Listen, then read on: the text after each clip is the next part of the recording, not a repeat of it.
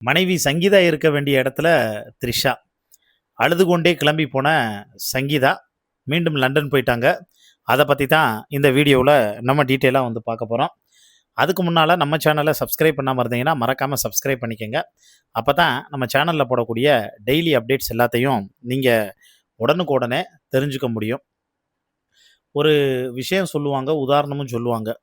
இந்த உலகத்துல மிக சிறந்தது, அ மிக காஸ்ட்லியானதுன்னு சொல்லுவாங்க, அன்புங்கிறது. அதே மாரி இந்த உலகத்துல அத ஒண்ணுமே இல்லாம ரொம்ப தரமட்டமாக்குறதும், அதே அன்புங்கிற விஷயத்த தான் சொல்லுவாங்க. அது வந்து ஒரு வெப்பன் மாரி. அந்த அன்புங்கிற விஷயத்த வச்சு ஒருத்தவன மன்னனா, அதாவது ஒரு அரசனாக்கவும், மன்னராக்கவும் கூட வந்து முடியும். அதே வெப்பன வச்சு அவன வெறும் மண்ணாவும் ஆக்க முடியும். அதுக்கு ஒரு உதாரணம் வரலாற்றுல பல சம்பவங்கள் வந்து நடந்திருக்கு. இப்ப ஆகஸ்ட் 7ஆம் தேதி கோர்ட்ல கேஸ வந்து வாபஸ் வந்து வாங்குனாங்க. அதுக்கப்புறமும் தளபதி விஜயோட சேரணும்னு விருப்பம் தெரிவிச்சாங்க. சங்கீதா தாம் பிள்ளைங்களோட சென்னைக்கும் வந்தாங்க. சென்னைக்கு வந்து எஸ்.ஏ. சந்திரசேகர், ஷோபா சந்திரசேகர் இவங்களையும் வந்து சந்திச்சாங்க. குடும்பமே சந்தோஷமா வந்து இருந்தாங்க. தளபதி விஜயும் நேரடியா வந்து பார்த்தாரு. அவங்களுக்குள்ள எமோஷனலா, ஃபீலிங்ஸா பேசிக்கிட்டாங்க. இவங்க மன்னிப்பு கேட்டாங்க. தளபதி விஜயும் பெருந்தன்மையா வந்து மன்னிப்பு வந்து கேட்டாரு. இருந்தாலும் அதுக்கப்புறம் வந்து பார்த்தேன்னா, த்ரிஷாவுக்கு முக்கியத்துவமும், முன்னுரிமையும் குடுக்கப்பட்டது ஏன்? ஏன்னா, அவங்க அரசியலுக்கு வந்து வரப்போறாங்க. டிவிகேல ஒரு தவிர்க்க முடியாத ஆளுமையா வந்து இருக்க போறாங்க. அதனால அவங்கள மாரி வந்து ஒரு நம்பத்தகுந்த ஆள் வந்து வேணும். அப்படின்னு ஒரு பக்கம் சொல்லப்படுது. இன்னொரு பக்கம் த்ரிஷாவும், தளபதி விஜயும் நல்ல நண்பர்கள். தப்பா பேசாதீங்கன்னு முட்டு குடுக்கப்படுது.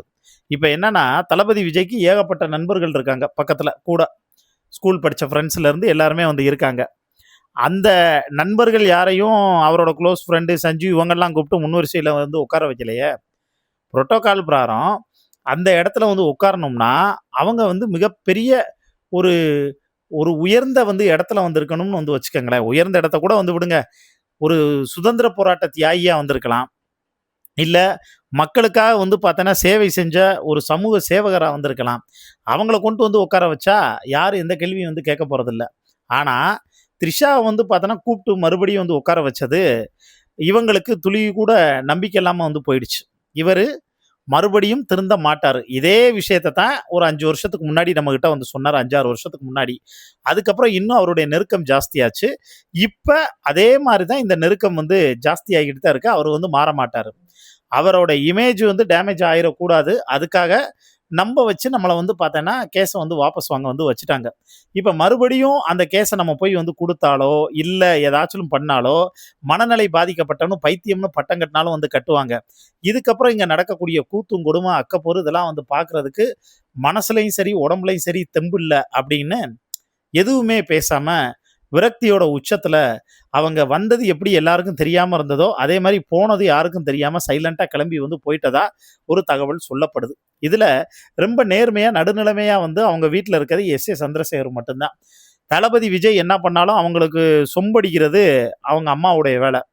ஆனா, எஸ்.ஏ. சந்திரசேகரு த்ரிஷாவுடைய அம்மாவும் புடிக்கல, த்ரிஷாவும் புடிக்கல, த்ரிஷா வந்ததும் புடிக்கல அப்படிங்கிற அந்த விஷயத்த அவர் வந்து பதிவு பண்ணியிருந்தாரு.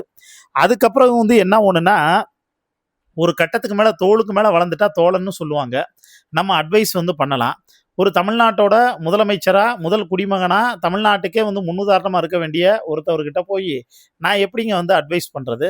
அட்வைஸ் பண்ணாலும் அத எடுத்துக்கிறதும், எடுத்துக்காததும் அவருடைய மனப்பாங்கு. இதுல நான் சொல்றதுக்கு வந்து பார்த்தோன்னா என்ன இருக்கு அப்படின்னு, அந்த மனுஷனும் விரக்தியோட உச்சத்துல தான் வந்து பார்த்தோன்னா வந்து இருக்காங்க. தப்பே பண்ணுனாலும், எங்க ஆள வந்து சரின்னு நாங்க கொண்டாடக்கூடிய ஒரு கூட்டம் இருக்கிறது வரைக்கும், திருடனாய் பார்த்து திருந்தாவிட்டால் திருட்டை ஒழிக்க முடியாதுங்கிற அந்த கான்செப்ட் தாங்க. ஒண்ணு தளபதியா மாறணும், இல்ல அவரா வந்து திருந்தணும், இல்ல அவரா வந்து தவிர்க்கணும்.